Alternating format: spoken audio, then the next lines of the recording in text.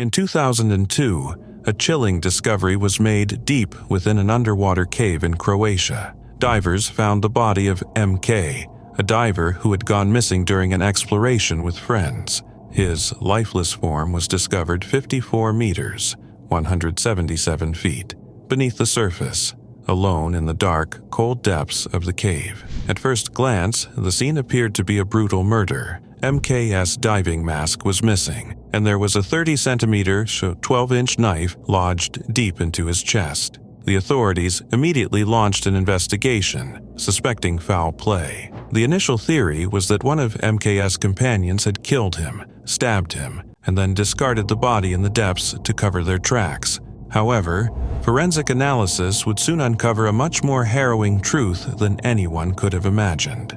The investigation into MK's death initially pointed to a possible crime, but the findings from the scene were more disturbing than any murder. It turned out that MK had not been the victim of an attack by another person, but rather, he had met his tragic end through the desperate, heart-wrenching actions of his own hand. MK had gone cave diving with friends, exploring the complex maze of submerged tunnels in the cave. Somewhere along the way, he became disoriented and lost within the winding passages. As time passed, his oxygen supply dwindled, and he was soon left gasping for air. Trapped in the depths of the cave with no way out, his situation became dire. His oxygen tank ran out completely, and the darkness of the cave became all the more suffocating. In his last moments, MK swam desperately, trying to find a source of air. He finally came across a small air pocket, trapped between two rocks. Exhausted and gasping, he tried to inhale the precious air from the bubble, but it wasn't enough to save him. The suffocating pain of drowning was unbearable, and the real horror began to unfold. In a final act of desperation, MK took the knife he had been carrying and, in a horrifying attempt to escape the excruciating agony of suffocation, stabbed himself in the chest. It wasn't an act of violence inflicted by someone else, but rather an attempt to end his suffering in the only way he could. The knife lodged deep into his chest, a tragic symbol of his final, desperate attempt to control his fate in the face of a relentless, inescapable death. MK's decision to end his own life in that moment of pure agony is a haunting reminder of the intense psychological and physical toll that drowning can have on a person. The unbearable pain of slowly losing consciousness from lack of air, coupled with the isolation of being trapped in a remote underwater cave, must have driven him to take the extreme measure of self-inflicted harm. His death was not the result of a violent altercation with others, but rather the horrific consequences of becoming lost in a perilous underwater labyrinth, where the struggle for life became a battle against time and breath. The discovery of MK's body and the circumstances surrounding his death sent shivers through the diving community,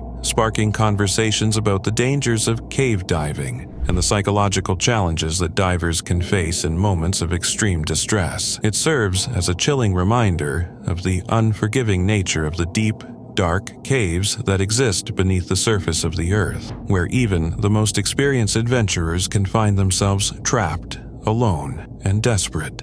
In the end, MK's tragic death was not a murder, but the result of a series of unforgiving circumstances that left him fighting for his life in the silent, suffocating depths. On a chilly afternoon around 3:45 p.m. on November 28, 1985, 7 adventurous souls decided to ditch turkey leftovers and go for something a bit more extreme: caving. Their original plan was to explore Freyr's Hole, but thanks to some not-so-friendly rain flooding the place, they switched gears and chose Fuller's entrance of the Culverson Creek Cave in Greenbrier County, West Virginia. Sounds like a safe plan B, right? Well, not exactly. Here's the thing. None of the group had ever been in Fuller's before. You know, just a casual spelunk in unfamiliar territory. What could go wrong? The entrance of the cave was a narrow canyon, only about 5 to 8 feet wide, with a fast-flowing stream, about 6 to 12 inches deep, gushing over wobbly rock slabs.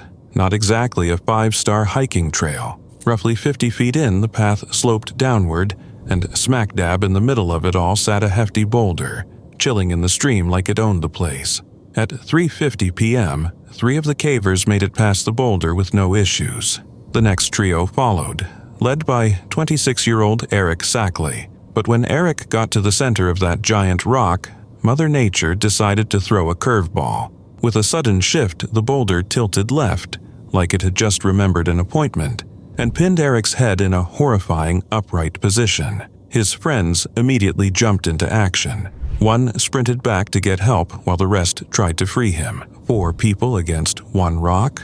The rock wasn't budging. It was basically saying, "Nice try." Thinking quickly, one caver supported Eric from below to keep pressure off his neck, while the others rummaged through the cave entrance, MacGyver style, searching for anything that could work as a lever. Someone found old truck parts, because of course there's random truck debris in a cave, but even that wasn't enough muscle to lift the boulder. So, another caver was sent out to grab a hydraulic auto jack, a car jack that could lift a small house if needed, and another contacted the Eastern Region Cave Rescue Network. Things were escalating fast. By 4:10 p.m., tragedy deepened. Eric lost consciousness less than half a minute after the rock pinned him. Despite that, at 3:59 p.m., one of the group, John Evans, felt his pulse and it was still going strong. There was hope. Time, however, was not on their side. Around 4:20 p.m., their hero tool, the hydraulic jack, finally made its dramatic entrance. Combined with some trusty crowbars, the team managed to shift the stubborn boulder. They carefully moved Eric about 20 feet to a dry spot and immediately started CPR. The rescue squad from Rainek showed up like cavalry soon after, with a paramedic taking over at 4:29 p.m. Things were looking cautiously optimistic. Eric was rushed out on a stretcher and whisked away by ambulance to the hospital. On the way, medical pros tried everything: IVs, cardiac meds, the whole 9 yards. But despite all the efforts, nothing could bring him back. Eric Sackley was officially pronounced dead at 6:05 p.m. It was a heartbreaking end to what started as an adventurous detour. The story of Culverson Creek Cave is a somber reminder that even the boldest of explorers face real dangers in the deep unknown. One misstep, or in this case one shifting boulder, can change everything in seconds. Peter Verhols was no stranger to risk. In 1984, the seasoned cave diver and adventurer joined a group of friends for an expedition into the famous Sterkfontein caves in South Africa. With a sense of curiosity that always pushed him to explore deeper, Peter chose to ignore safety protocols and venture beyond the mapped paths, seeking out new, uncharted territories within the dark, winding tunnels. For Peter, the call of the unknown was irresistible, and he was determined to discover every secret the caves held. But on his third journey into these untrodden paths, things would take a tragic turn. As Peter swam through the maze of narrow passages, he soon realized that he was no longer able to find his way back. The darkness closed in around him, and the familiar sounds of his friends faded into silence. In that moment, Peter knew that he was lost, trapped deep within the cave system with no clear exit in sight. Panic crept in, but Peter tried to stay calm. The only thing he could do was continue to move forward, hoping for some sign of a way out. That's when he found a small island at the end of a distant tunnel. It wasn't much, just a tiny patch of rock that emerged from the water, but it offered him a temporary sanctuary. Climbing onto the island, Peter took a moment to catch his breath and assess his situation. His oxygen supply was dangerously low, and with no way to know how much longer he had before it ran out, he knew he had to conserve it. The water surrounding him was dark and cold, and his prospects for escape grew increasingly grim. Peter tried to summon the energy to keep searching for an exit, but with his remaining oxygen, he understood that his best chance was to wait for help.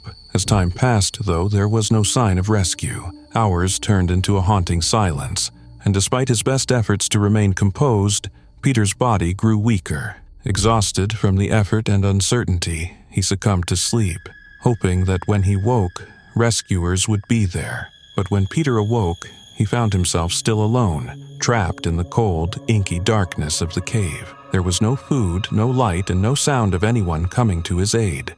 Desperation began to set in as Peter faced the harsh reality of his situation.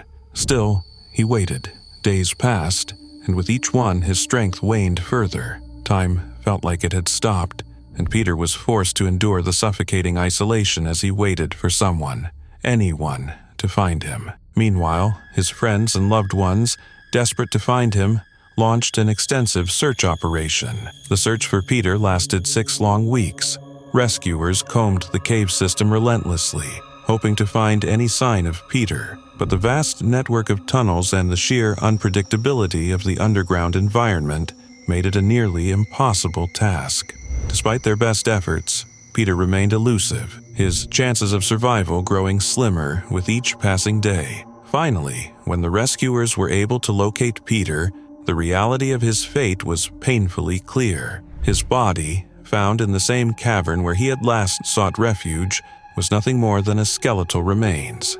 It was clear that he had succumbed to the harsh conditions of the cave, likely dying from starvation and the effects of prolonged exposure without food or water. In the final moments of his life, Peter left behind a heartbreaking message scrawled in the sand for his wife, Cheryl, and his mother. It read simply, "I love you, Cheryl and Ma."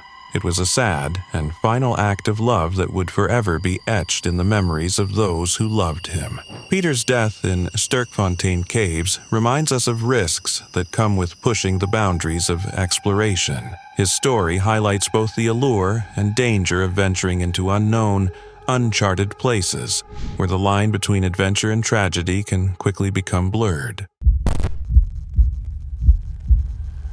On September 17, 2000, brothers Michael and Paul Hayden decided it was time for a little nostalgic adventure, or what some might call a terrible idea wrapped in childhood memories.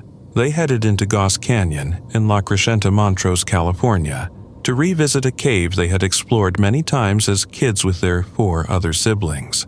This wasn't just any cave. It was like nature's own booby-trapped funhouse, complete with dry ledges, mysterious holes, and a deep, dark water pool that dropped about 100 feet.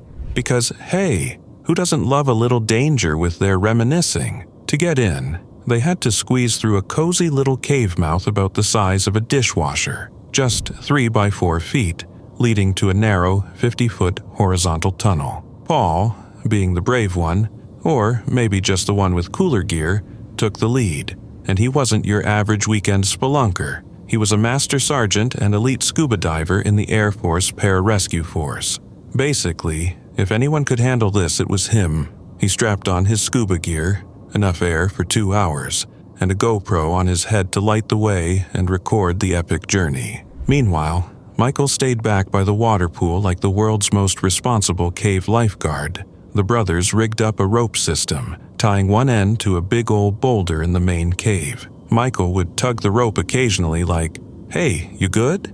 And Paul would tug back like, "All good, bro." For the first 20 minutes, it was all smooth sailing, or rather, smooth tugging, but then nothing. Michael gave the rope a double yank. Silence. He tried again. Still nothing. Worse, the rope had gone stiff and immobile. Never a good sign. Thinking Paul might be stuck, Michael gave it everything he had, yanking like his life, or, more accurately, Paul's life, depended on it.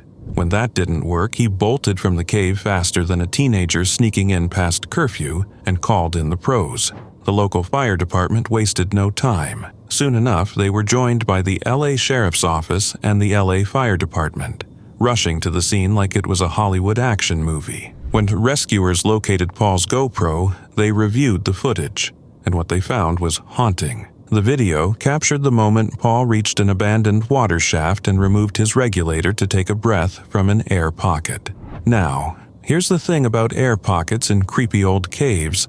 They're not exactly spa-quality oxygen bars. These pockets don't circulate fresh air. Instead, they stew in a gross cocktail of decay gases from surrounding soil, rock, and whatever unlucky critters decomposed nearby. Add in gases released from water-eroded stone, and you've got yourself a bubble full of CO2 doom. Even though Paul was a skilled scuba diver, he wasn't a certified cave diver. He knew the risks and usually carried a lighter to test air quality. Light the flame, and if it flickers out, you bail. But that day, he didn't have his lighter. He took a breath anyway, assuming the air would be fine just for a second. It wasn't. The footage ended with Paul slipping beneath the water, making no move to replace his regulator. He passed out instantly, overcome by the toxic air. Within a minute or two, he had drowned, silently, suddenly, and tragically. In a tragic and haunting accident, 4 young people lost their lives in an abandoned mine shaft, which had transformed into a dangerous underground cave. The cave, once a mine shaft, had become an alluring and mysterious sight, hidden within the mountainside. But what seemed like an adventurous exploration quickly turned into a deadly tragedy. After years of water flowing from the cave, it had become a perilous location, especially with an underwater passage leading to an underground chamber. This was the scene of the fatal accident that would later earn the cave the grim nickname, the Cave of Death. The tragic events unfolded when a group of 5 friends, eager to explore, ventured into the cave. The allure of the dark, winding tunnel was irresistible, but as hours passed without word from the group, one of the friends became worried. When there was still no sign of the others, the concerned friend decided to leave and seek help. By then, it was too late. The others had already drowned. Inside, one of the rescuers says it looked like the foursome had possibly drowned in a section of the mine that required them to go underwater. Upon receiving the emergency call, rescue crews rushed to the scene in Provo, Utah, and quickly set up a plan to save the trapped individuals. The mine, with its underground passage and murky waters, posed serious risks to the rescuers. Teams worked together to pump air into the cave while simultaneously pumping out water to reach the victims. The efforts bore fruit when, after several hours of intense work, rescuers were able to recover the body of one of the young women. Following this, they successfully extracted the other 3 victims from the cave. Unfortunately, by the time they reached them, it was too late for all 4. According to one of the rescuers, the victims had most likely drowned in a section of the mine that required them to pass through an underwater passage, which ultimately sealed their fate. The cave, which had once drawn adventurers and curious explorers, now became a chilling reminder of the immense danger hidden beneath the surface. Once the recovery efforts were complete, officials made the decision to seal the entrance to the cave, effectively ending its dangerous allure.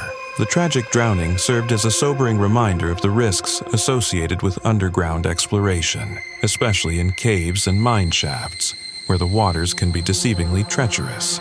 Jennifer Gilbraith's family knew she had a passion for adventure, but they never imagined that her love for fun would end in tragedy. Her father's first thought was that Jennifer had always dreamed of being famous. She had a deep love for music and played bass guitar, even performing in a band. Tragically, all the victims who perished in the cavern that morning were members of that very band. Since then, locals have referred to it as the Cave of Death, and the memory of the 4 young lives lost in such a tragic way continues to haunt those who remember the incident.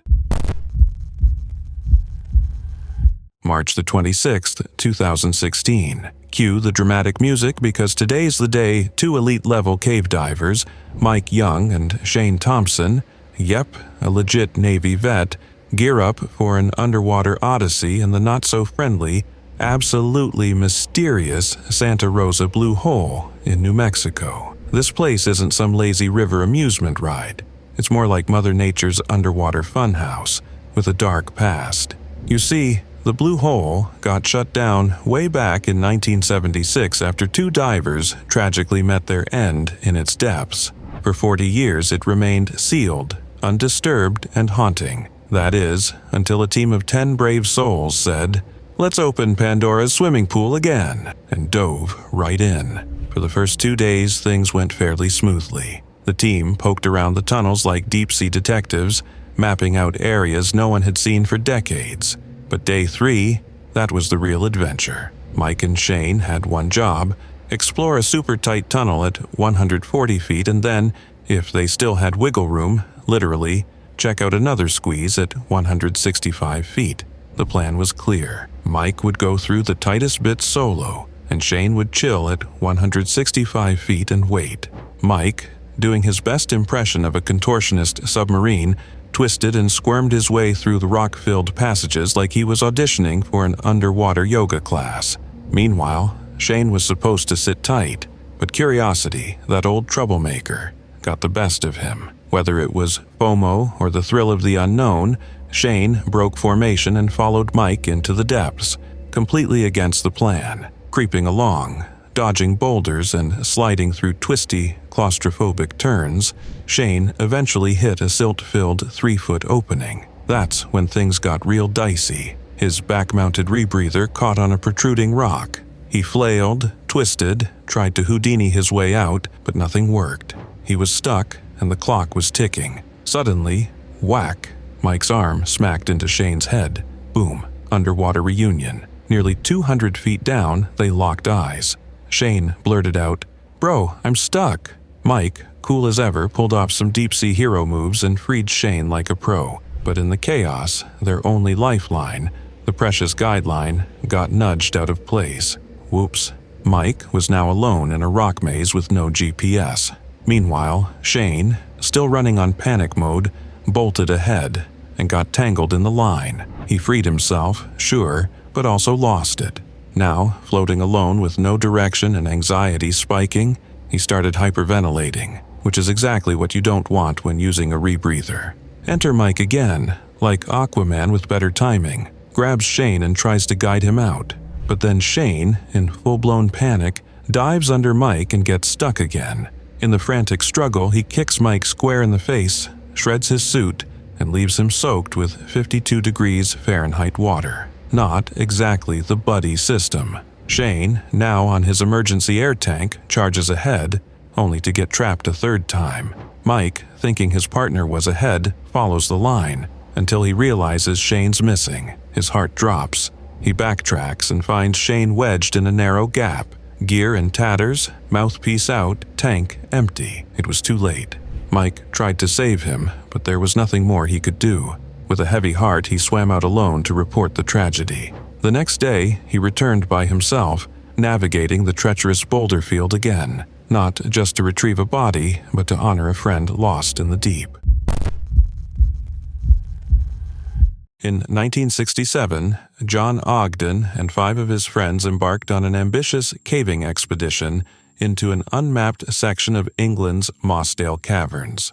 The group had spent hours navigating the dark, winding passages, crawling and climbing deeper into the earth, eager to explore an untouched world few had ever seen. But deep in the labyrinth of rock, they were unaware of the impending danger lurking above them. As the hours passed, the sky outside began to shift, and a heavy rainstorm set in. At first, it seemed like any typical downpour, but soon the storm became more than just a passing weather event.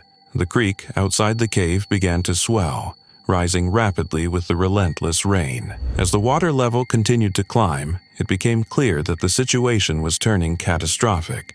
Without warning, the entrance to the cave was buried beneath a rising lake, and the floodwater came rushing in through every passage and tunnel. While the group crawled through a narrow, confined tunnel, they suddenly heard the unmistakable rumble of water surging toward them. The sound grew louder, and the water came rushing in with terrifying speed. Within moments, the creek that had once been a harmless trickle transformed into a violent torrent.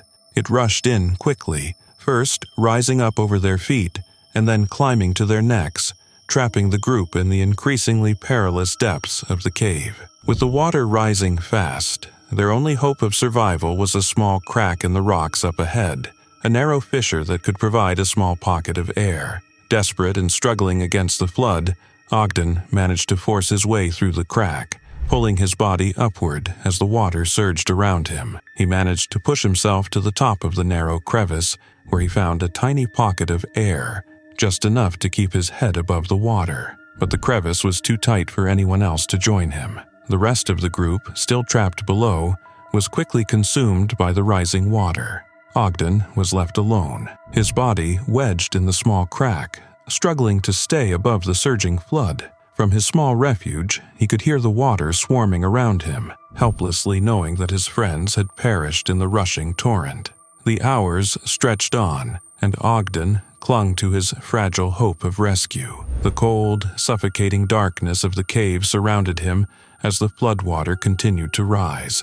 There was no way for him to escape the narrow prison where he was trapped. The days passed, and Ogden remained stuck in the crevice, desperate for air, slowly weakening from exhaustion and the overwhelming sense of isolation. His cries for help went unanswered, and with each passing moment, the chances of survival seemed more and more distant. By the time the rescuers finally arrived and located him, it was too late. Ogden had succumbed to the cold, unable to hold on any longer. His lifeless body remained wedged in the narrow space, still trapped in that unforgiving passage, struggling for a final breath of air that would never come. The search for John Ogden and his friends, which had started as a hopeful attempt to rescue them, ended in tragedy. The bodies of all 6 individuals were eventually recovered, but their lives had been claimed by the violent floodwaters that had overtaken them. The disaster at Mosdale Caverns remains one of the most haunting cave tragedies in history. John Jones, a 26-year-old thrill-seeker, sets his sights on Nutty Putty Cave in the Utah desert, just outside Salt Lake City. Now, this isn't his first rodeo with caving. He and his brother Josh had explored various caves around Utah before. But Nutty Putty, that was a whole new beast. It was a popular cave, known for being relatively beginner-friendly, with spots like a huge maze and a giant slide that anyone could check out. But it also had some tricky areas, including the infamous birth canal, a narrow squeeze that only the most experienced adventurers dared to tackle. John wasn't alone on this trip. He had a crew of 11, including family and friends, tagging along. While the cave had been closed off for a while due to some accidents, Josh managed to score a special permit, and on November 24, 2009, the group was allowed inside. The rest of the crew stuck to the easy stuff, but John and Josh, they had different plans.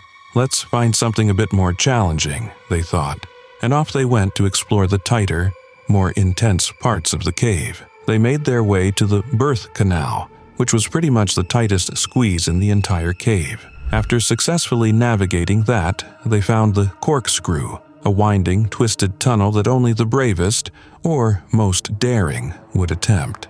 Now, 5 years prior, another caver named Brock Clark had gotten stuck in the corkscrew for 14 hours, but John wasn't intimidated. At 6 feet tall and 200 pounds, he figured he'd be fine. Little did he know, he was about to enter uncharted territory. He kept pushing forward, thinking he was still navigating the birth canal, but things quickly went sideways.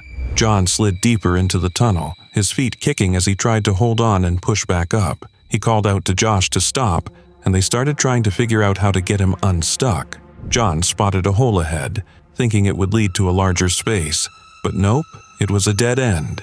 And just like that, John was wedged upside down, stuck in an 18 by 10-inch hole. Desperation set in as he screamed for help, but Josh's attempts to pull him out didn't work. After a while, Josh, now exhausted, had to leave to get help, leaving John to hang upside down, the pressure from gravity slowly making things worse. Fast forward 3 hours, and the first rescuer arrives. The team tried using ropes to pull John out, but that didn't work either. They then set up a pulley system, the same kind that had freed Brock Clark years earlier. It took hours, but finally, John was raised enough for the rescuer to make eye contact with him and even give him some Gatorade. Unfortunately, John's legs had turned lifeless and were no longer helping the situation. They seriously considered breaking his legs to get him out, but then, just as they were getting closer to freeing him, disaster struck. The pulley rope snapped, hitting the rescuer in the face and knocking him out cold. As if things weren't crazy enough, John slipped back into the hole, and the team had to spend another hour repairing the pulley system before they could try again. When they finally attempted to pull him out once more, John didn't respond. Panic set in as they realized they couldn't lift him without his assistance. A medic was sent inside the cave to check on John, but by 11:56 p.m. on November 25th, John was declared dead. The cave was closed off with concrete, and a plaque was placed to honor his life. It's a tragic adventure that no one could have predicted. A story of bravery, perseverance, and an unfortunate twist of fate that ended too soon. John Jones was an avid spelunker, an experienced cave explorer with a deep love for the activity. He had spent years exploring caves, and to him it was more than just a hobby, it was a passion. He knew the risks, but also cherished the sense of adventure that came with delving into the unknown underground world. On November 24, 2009, John, along with a group of 10 friends, embarked on what seemed like just another adventure in Nutty Putty Cave, located around 80 miles south of Salt Lake City, Utah. What began as a thrilling exploration soon became a nightmare that would claim his life. Nutty Putty Cave, known for its narrow passages and winding tunnels, was a place that attracted many adventurers who sought to test their skills. That day, John and his group were well equipped and experienced, but even the most seasoned explorers can encounter unforeseen dangers in such environments. While in the cave, John entered an area known as Bob's Push, a particularly tight L-shaped passage located about 150 feet beneath the surface. The passage was just 18 inches wide and 10 inches high, extremely narrow, even for an experienced spelunker like John. Unfortunately, as John maneuvered through the passage, the positioning of the rocks trapped him, pinning him in place and leaving him stuck in a precarious position. John's brother, Josh, was the first to find him in that terrifying moment. As soon as Josh realized the gravity of the situation, he desperately tried to pull his brother out, attempting to free him from the tight spot. But despite his best efforts, Josh could only shift John slightly, and as soon as he let go, John slid back down, wedged even deeper into the crevice. John's right hand was pinned, and his left arm was awkwardly forced behind him. Though his feet and ankles were free, gravity worked against him, keeping him trapped in that narrow space. In those terrifying moments, the brothers turned to each other, praying for a miracle before Josh hurriedly made his way back to the cave entrance to get help. Josh rushed to the surface where he called emergency responders as quickly as possible. Meanwhile, a friend stayed behind with John, offering what little comfort they could while they waited for rescue teams to arrive. Within hours, a search and rescue team was on the scene. The team quickly got to work, carefully formulating a plan to save John. Time was of the essence, and they knew they had to act fast. They began by attempting to drill away at the surrounding rocks in an effort to widen the passage and free John. But the task proved more difficult than anticipated. The rock was incredibly tough, and John's position made drilling slow and painstaking. For hours, the rescue team chipped away at the stone, but progress was minimal. They had only managed to remove a few inches of rock. The team quickly realized that they needed to consider a different approach. Next, the rescuers turned to a pulley system in an attempt to pull John free from the crevice. They set up the ropes and began pulling with all their might, hoping to extract him. A team of 8 rescuers worked together, tugging on the rope in unison, but disaster struck when the rope snapped, sending John sliding even further into the crevice. His body became wedged deeper into the passage, and the rescuers quickly realized they were in a race against time to get him out before it was too late. As the hours passed, John's condition began to deteriorate.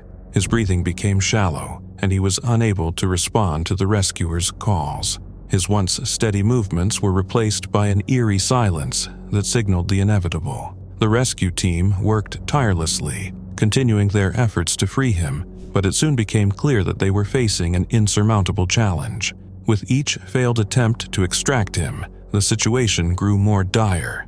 John's brother Josh, along with the other volunteers and rescuers, never gave up hope, but as time passed, the weight of the reality began to sink in. By midnight on November 25, 2009, after 27 hours of intense efforts by the search and rescue team, John was pronounced dead. His body had been trapped for so long that the efforts to extract him had ultimately come too late. The rescue mission had been grueling, and the team's collective exhaustion was evident.